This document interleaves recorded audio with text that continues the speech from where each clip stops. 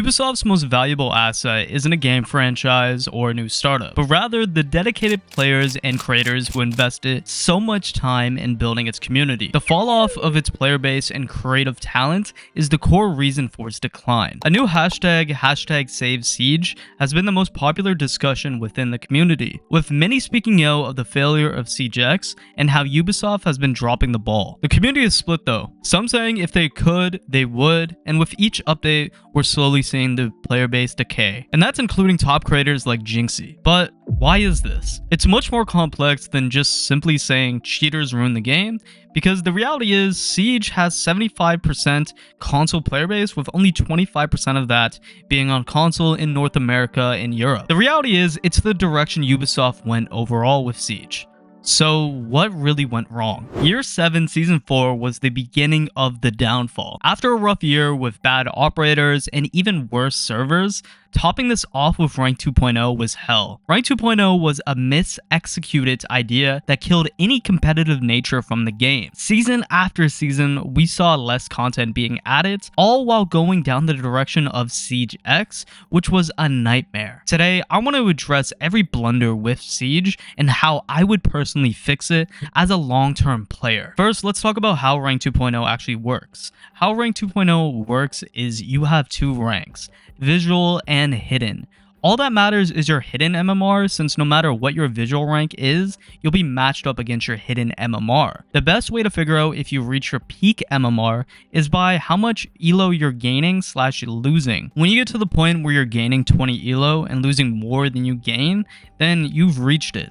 Say your peak is champion, the game is going to try its hardest to get you into champion. They do this by giving you more elo than you lose by a lot when you're in lower ranks. This is where people get confused though, because they'll be gold or platinum questioning why they're facing champions. It's because the previous season, that was the elo that you were in. And if you're diamond facing champions and you've never been champion, that's totally fine as well. You should be playing competition or a rank that's higher than you by 1. Now that I explained how Rank 2.0 works, let's talk about why the system isn't great. Ranked is overall just unrewarding. Since there aren't many consequences for messing up and losing games, people don't feel the need to put in a lot of effort. And that means they'll spawn peek, they won't drone, they won't use utility, they'll use subpar operators, so competitive gameplay really suffers here. Chances are at least one teammate won't try as hard because losing doesn't have much impact on your MMR in the long run, since you're losing probably 20 elo and gaining 140. This system often lets less skilled players reach higher ranks than they should just by playing more, getting lucky, and maintaining a 50% win rate. The reality is, a lot of players just don't try as hard as they used to, and Rank 2.0 is the reason why. So here's some steps on how I would fix it.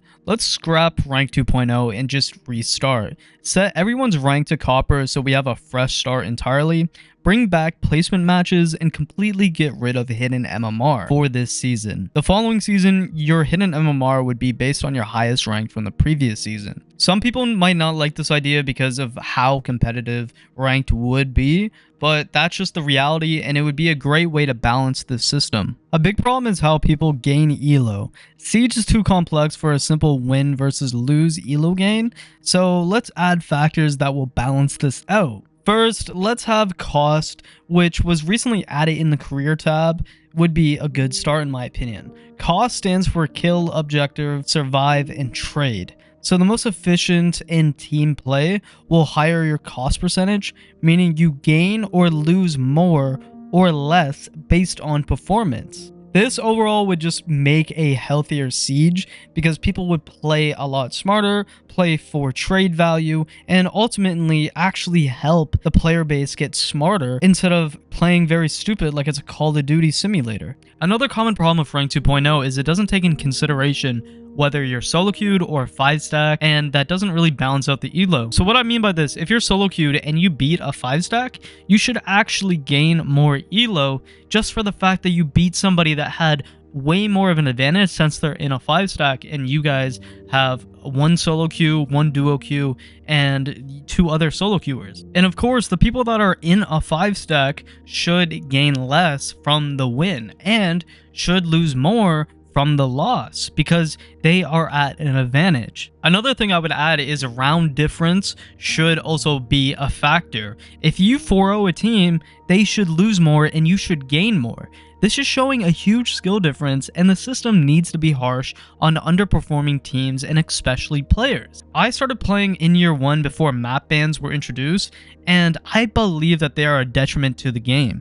They waste time and lead to recycled gameplay as players constantly avoid newer maps in favor of a repetitive cycle. Removing map bans would compel players to learn every map. This was previously the case since they either had to be left behind in ranked or be forced to learn. This would also help the skill gap since players can't crutch playing the same maps like Oregon over and over again.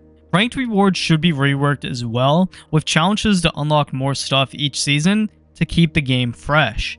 Each rank should get their own gun skins, attachment skins, and it doesn't need to be anything special or anything extra, just something that gives you more incentive to want to hit a higher rank.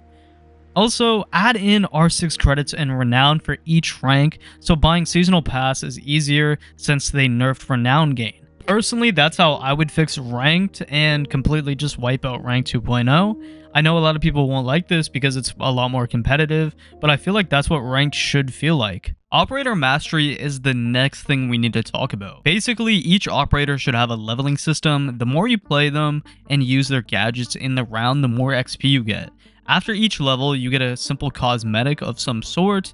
They can easily make simple operator-specific banners, gun skins, and headgears off this. If you reach a max level on an operator, you should get an elite skin with a special badge. I feel like this is an untapped aspect of the game since we have so many operators with lore-specific backgrounds that it would only make sense to do this. It would also give people more incentive to want to grind the game and just try different things, especially if you have dynamic challenges that change throughout the season or even weeks that will get you more leveling XP, and it gives you more reason to try different operators. Balancing is another criticism that I have for Siege, and let's just keep this simple. We overbalance by nerfing operators and barely buffing operators' primary ability. We need to focus on operator gadgets instead of simple scope buffs and nerfs. And we need this just more frequently, let's be honest, because it's very frustrating how the only update that we get is minor bug fixes, and even that takes so freaking long.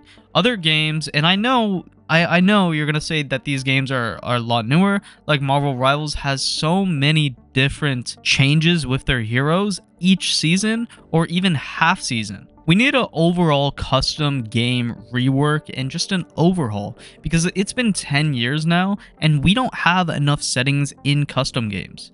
After 10 years, Siege lacks any sandbox experience with custom games. From simple stuff like controls over the round, like restarting, pausing, or just giving unlimited time.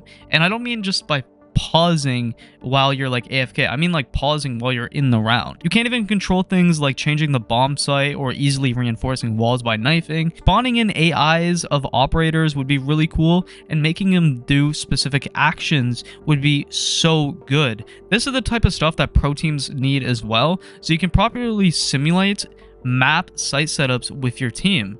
It would also be really cool just to have goofy settings like being able to duplicate operators. For example, you can run 5 Jaegers versus 5 Ashes or something like that, because then I can do more custom games with friends, or even just for content wise, that would be super freaking fun. Or if we're just talking about general testing for new operators, this would also be useful for that as well. Content strategy overall just needs to be reworked, and what I mean by this, if you look at roadmaps from year 1 to year 2, year 3, versus now, we're getting such minimal content compared to before. I understand that players complain constantly no matter what about new maps, but new maps is what makes the game fun, and new operators. I really liked when we used to get one attacker and one defender because there was more content. Even if one attacker sucked, the other operator usually would be very fun. I understand that we're getting up there in operator count, but it does really suck the lack of content. Because if we're gonna rework an operator one season, then maybe drop a new operator as well. So then at least we have something to look forward to. In terms of content in general, we've been getting new guns, quote unquote, and there'll be secondary shotguns that nobody ever wants to use. Like, why do I want to use a shotgun that makes great head holes? And that's it. It can't even make useful rotates. Like, and then you hype it up like it's gonna be something like Ella Scorpion or something on that magnitude. It's just mind-blowing, like the stupidity and laziness that it feels like we're receiving. We need to overall stop taking old content and then repackaging as it's new, because it is so freaking annoying. And I'm not talking about reworking operators, because that's very important, but if we're talking about reworking operators like Recruit, that is just a smack in the face disrespect, because they hyped up the Recruit reworks like it was going to be something huge, and then they absolutely like just fumbled it by just reskinning them as mobile operators. Basically, you took another layer of the game that was fun, and it was a meme, but it was fun, gone away just like that for literally no reason.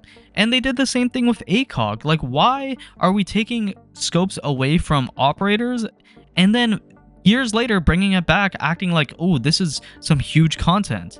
Like, I made a tweet that they would do this with 1.5 times scopes. Like, why? Like, I can see it in year 12. They bring back the 1.5 times scope and then they take it away.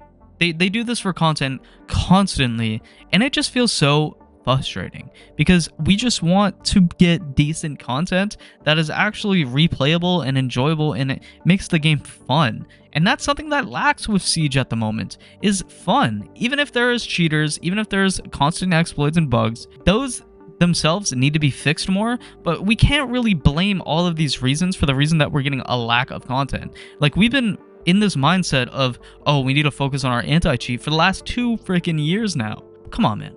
This might just be a personal opinion, but reskinning packs and bringing back the same events over and over just feels played out and boring. I honestly believe that they should remake different events and expand upon them, instead of just having the same game modes with different skins that are just recolored. And recently Ubisoft had an event, I believe it was Mute Protocol, that they didn't really release that many reskins, which is great, but I'm not gonna lie, man, I haven't played a lot of these events in a lot of time. I haven't been excited to play it. It's just, it's boring to me, and maybe I'm just not the target audience, and that's completely fine. But I remember early on when these events first came out, I actually had so much fun trying them out and just playing them. The test server is so underutilized, it blows my mind, and I would love for them to actually start testing out random wacky stuff, or just community ideas. There should be some type of website or something that you can put ideas, and then the community can vote upon it, and then they'll put it in the test server so you can actually test to see how good or stupid it is. For example, two-shot headshot has been a discussion within the community for the last few years because of random wall bangs and stuff like that. And I think this would be a perfect example of why not just put it on the test server. People will want to try to play it. People will want to just see what it's all about. And it's just content. So it's going to bring in more eyes, more consumers, and it's a win-win. Alpha packs should be completely reworked. At one point in time, they were the most hyped up thing in the game, and they were so exciting to actually use, open up, and get free skins.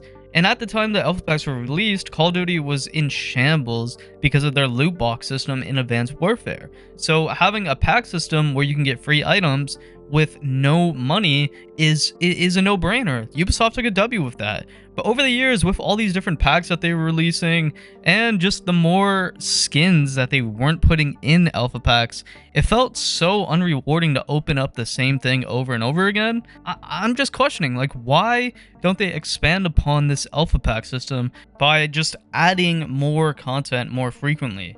If they did that simply and just put more effort into the skins instead of some BS camouflage, you know, seasonal skin, it would be much better. Like, yo, my favorite charm back in the day was this stupid little, like, dog. The Doge, like, and there's so many memes within the community that, like, they can definitely add more specific community, like, charms and skins and, like, just have fun with it. Like, Siege is just lacking a fun vibe to it. Now, guys, let me know your thoughts and opinions on this video, and let me know, like, is there anything I forgot to add? I didn't really want to talk about the anti-cheat too much because I feel like that's so obvious, but I feel like these are some key problems with Rainbow Six Siege. I personally love Siege, but the way it's going, I don't know, man. Like, I'm playing the least amount of Siege I've played in the last 10 years. Like, it is what it is, I guess.